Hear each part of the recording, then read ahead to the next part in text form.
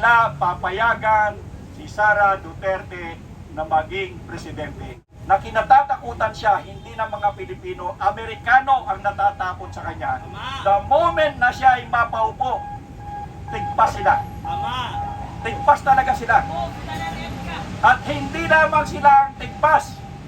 CPP, NPA, NDF, ubos lahat yan. Yun, ang gusto ko. Kaya ayaw nila si Sara Duterte na maging presidente. Yan ang totoo. Pero, siguro ay tinadhana na ng panahon ng Panginoon na nakikita nyo utay na bumabagsak na. Isa na lamang ang iniintay. Marcos. Pag tinamaan ito, masakit yan eh. Masakit yan. Tama. So, ito na lamang ang inaantay natin. Ito na lamang, isa. At siguro, pag nangyari yan, alam ninyo, lagi ko sinasabi, ang mga militar, ito na ako, yung mga militar ay merong malaking responsibilidad sa bansang Pilipinas. Sila ay sumumpa, o kami, o tayo ay sumumpa para paglingkuran ang bansa at ingatan ang konstitusyon. The main function of the military is to protect the Constitution. Yan ang trabaho niyan. Pero, katulad nung nangyari sa KOJC, ito ha, katulad ng nangyari sa KOJC, na nakita ninyo na wala nang puntahan ang grupong ito. Zero! Wala nang puntahan. Alam nyo kung sino ang pwedeng sumalba sa kanila? Military lang. Kasi ito yung nandoon sa protective clause na kapag ang mga mamayang Pilipino ay wala nang pupuntahan sapagkat ang kaaway nila ay gobyerno, militar na lamang ang pwede nilang puntahan. Ang problema nasaan sila.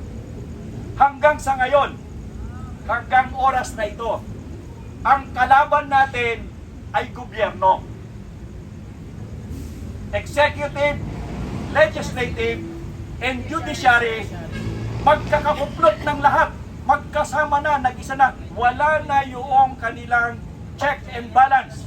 Wala na. Dahil si Rimulya nasa Senado, kasama pa, si Rimulya, judicial yan eh. Tapos yung Congress, yung Senate, magkasama na, kasama rin Rimulya, at kasama na rin ni Marcos, which is executive. So ano pang laban natin taong bayan? Itong dapat na nag-check and balance, nagsama-sama na. Ito pang masakit.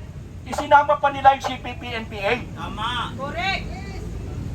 Yung three branches ng government, nagsama-sama na, plus the CPP, NPA, NDF. Tama. Saan na tayo pupunta? Ito yung sinasabi ko eh. Bilang mga militar, bilang sundalo, tayo ang tagapagbantay ng konstitusyon at ang kapakanan ng inang bayan.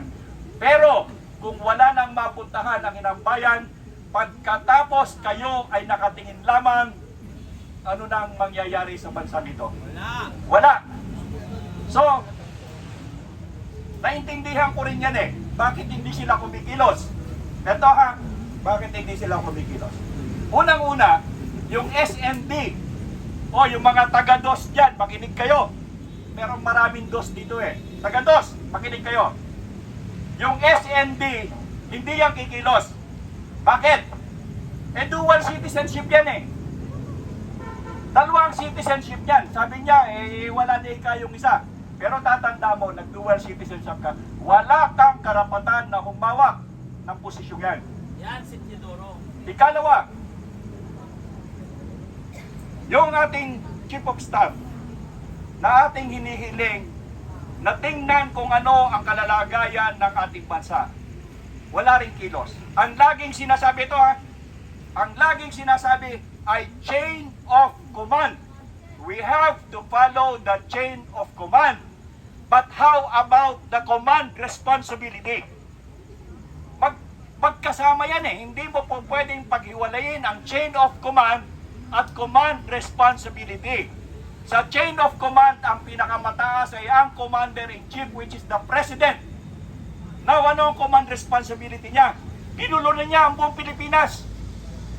Nagkakagulo tayo dahilan sa yung Commander-in-Chief, mahina, weak, umiyak. Saan ka nakakita na Commander-in-Chief Naghahari ka doon sa Armed Forces of the Philippines dahil lamang sa baha umiyak ka. Anong klase kang Commander-in-Chief? Pagkatapos yung command responsibility mo, nagkakagulo na ang inang bayan, nagkakagulo na ang mga tao, nag-aaway-away na. At marami nang napapahamak dahilan sa korupsyon at pagnanakaw. Still ang sinasabi ng Chief of Staff, we follow the chain of command. But how about the command responsibility? Nasaan? Ito yung ating problema. Another problem. Yung karamihan sa mga opisyal natin, sa aking tingin, at sabihin naman, hindi ako nag-criticize. Ito yung sinasabi ko lang ang totoo. Bakit? Marami sa ating mga opisyal na matataas ang rango, hindi rin sila makakilos. Sapagkat kung sila man ay kumilos, tatandaan mo, ang bawat mataas na opisyal ng militar ay gusto ring makaangat ng rango. Katulad ng colonel, gusto rin niyang maging general. Yung general gusto rin maging 2-star, 3-star. Pero itong tatandaan nyo, yang lahat ng mga sundalo niyan, kahit yan ay nakapasa na sa Board of Generals, sinabi ng Board of Generals na ikaw ay qualified para tumaas ng isang rango. Pero, kapag dumaan sila doon sa Commission appointment. yung sa Commission on Appointment, ito ha, tandaan nyo, doon sa Commission of Appointment, puro civilian yan. Politiko yan. Politiko yan. Ngayon, kapag ang isang politiko doon sa Commission on Appointment ay umayaw sa iyo, hindi ka na mapopromote. Tandaan nyo yan. Kahit na ikaw ay pumasa sa Board of Generals. Bakit? Sino ba talaga ang tunay na nakakakilala sa iyo? Simula nang ikaw ay maging tenyente hanggang maging colonel ka, yung Board of Generals. So kilala ka nila, alam nila ang buhay mo. Yung mga commission on appointment, anong alam nila sa iyo? Wala. Pero dahilan, ito ha, dahilan sa nung ikaw ay bago pa lamang na sundalo. Halimbawa, ikaw ay battalion commander. Ikaw ay napaaway sa isang politiko. Tatandaan ka nila. At pagdating mo, kahit pumasa ka sa Board of Generals, pag dumating sa Commission on Appointment, pag sinabi nung taong na-offend mo, at sinabi sa Commission on Appointment, kaaway ko yan.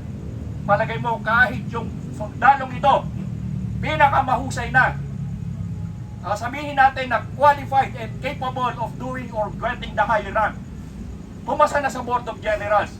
Pero dahil lang sa may nakaaway siyang isang politiko, hindi siya mapupromote. Ano ang alam ng mga taong ito sa kanya? Wala. Samantalang yung Board of Generals, simula pa noong siya teniente hanggang maging colonel o san, alam nila yan. At sasabihin ko sa inyo, kapag ikaw ay sundalo at ikaw ay nakaabot ng colonel, maswerte ka na buhay. Maswerte ka. At kung ikaw ay enlisted personnel na karating ka ng master sergeant, magpasalamat ka at buhay ka. Dahil ang buhay ng sundalo, tenyente ka pa lang at private ka pa lang, ikaw yung nasa unahan, ikaw ang unang tatamaan. At kapag ikaw ay nakalusot, maswerte ka. Pagkatapos itong mga politikong ito, dahilan lamang sa nakaaway mo sila, hindi ka na ipopromote. Bagamat ikaw ay sinabihan ng Board of Generals na ikay pasado, kaya ito ang problema. Dahil dito, yung mga sundalo, ingat na ingat na ingat na ingat na magkaroon ng kaaway na politiko. At kung ang politiko ay merong kahilingan, mahirap nilang hindi pahindihan.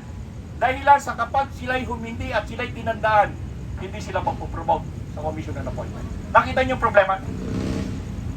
Yan ang problema natin sa militar. Kaya nga sinasabi nila pag ikaw daw ay tenyente hanggang lieutenant colonel, sundalo ka na, sundalo ka pa.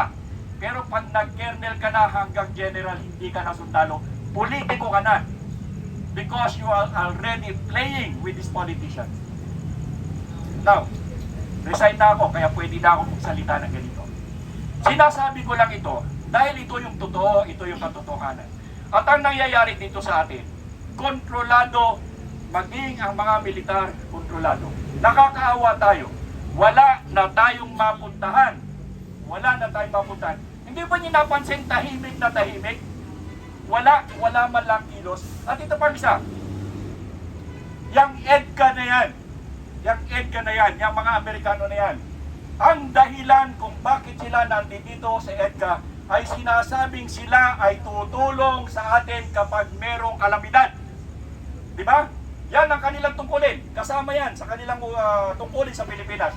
Na kapag nagkaroon ng kalamidad ang EDCA o yung mga Amerikano sundalo yan ay tutulong sa atin. Ang tanong, meron ba kayong nakita kahit isa? Wala! Wala! Nasaan sila? Nagtatago. Nag-aabang ng gulo. Magtatago.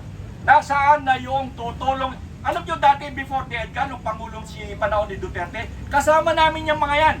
Bakit ngayon wala? Wala kayong makita na sila'y tumutulong. Dati-dati, naggagawa ng mga school. Dati-dati, pag may baha, nandoon yung mga sasakyan. Ngayon, wala kayong makita kahit isa sa mga taong yan. Nasaan ng EDCA? Ano talaga yan? So, ang sinasabi ko, tayong mga Pilipino, pinaglalaruan lang tayo. National Endowment for Democracy, Ibon Foundation, Asia Foundation, ito yung grupo na kung saan ay kumikilos upang tayo'y pag-away-awayin, hindi tayo magkasundo-sundo. Dahil pagka tayo nagkasundo-sundo, makikita natin kung ano ang tunay na hitsura ng ating bansa, na tayo ay puppet, pinagagalaw ng mga taong merong interes sa ating bansa.